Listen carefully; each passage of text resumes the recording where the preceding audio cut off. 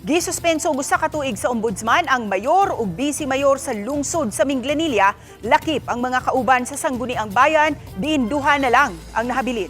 Alang sa dugang detalye, ani ang live report ni Alan Domingo. Alan? Sige paniguro sa Department of Interior and Local Government kung DILG nga dili mahamper ang basic services sa mga molupyo sa Minglanilla subay usab sa pagkasuspenso sa halos tanan nilang mga opisyal. Nadawat kagahapon sa mga opisyal sa lungsod sa Minglanilla ang suspension order nga gipahamtang sa ombudsman. Lakip sa gipahamtangan og silot silang Mayor Raji Binad, Vice Mayor Lani Peña ug halos tanang mga sakop sa legislative diin duha na lang ang nahabilin. Apil kini nilang GR de la Calzada, Jongjong Adlawan Jr., Jesus Boyet Velez, Jerry Cañares, Jimmy Caumiran, Jenny Young, Jennifer Lariosa, Pros Lapot ug mga ex-officio members nga silang Petronilo Traya ug Rick Ryan Zapra.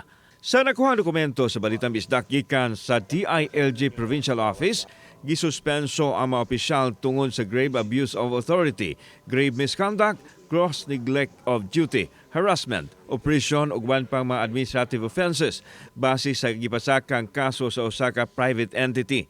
Yadto sa Balitang Bisdak ang munisipyo sa lungsod sa Minglanilla apan wa na inaabtan nga mga opisyal nga nalambigit. Sa social media post ni Mayor Inad, giparehag niini nga nagsugod ang kaso kalabot sa hiniusang desisyon sa pagpanalipod sa katungod sa mga apektadong residente sa sitio na po, Barangay Gindaruhan, diin nakita nila ang mga nangliki nga yuta nga naghatag og dakong hulga sa pagdahili sa yuta.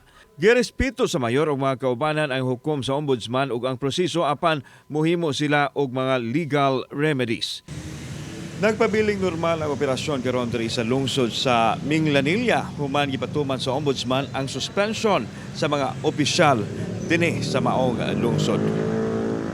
Si Mirajib sir ang among mayor mahugi sa hero nganuman nainana siya sir gumikan baya sa paglaban sa mga taga Minglanilla.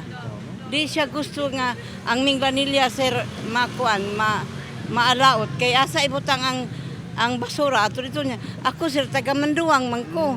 Unya og mo pareho sa Binalo sir bulan slide dito. Ari biya punta sa mga Manduang ang kanang basura oh. Samtang ipasabot sa Provincial Director sa DILG Provincial Office, Dr. Jesus Robel Sastrillo Jr. nga ang molingkod isip mayor acting incapacity ang unang konsehal nga si Lislen Inad nga asawa sa suspended mayor. Giklaro sa DILG nga mamahimong makasugod na dayon sa iyang ministerial duty ang acting mayor apan limitado ang iyang function. Dili siya mamahimong mang-hire og mga trabahante o mupapha og mga kawani sulod sa 30 ka adlaw sa iyang paglingkod sa katungdanan. This is actually to prevent hiatus and paralyzation sa ato ang local government operations to ensure uninterrupted delivery of basic services to the local constituents. Giklaro sa PILG sa posisyon sa Vice Mayor kinahanglan og designation order gikan sa presidente nga ipaagi sa Secretary sa Department of Interior and Local Government. As to the municipal vice mayor sa atong policies, there is a need for a designation order. It's not automatic. There is a need for a designation order from the President through the Secretary of the Interior and Local Government. Sa nabakanting posisyon sa duha ka ex-officio members, ang Vice Presidente sa SK Federation ug Vice Presidente sa Liga ng mga Barangay ang muhulip sa ilang katungdanan.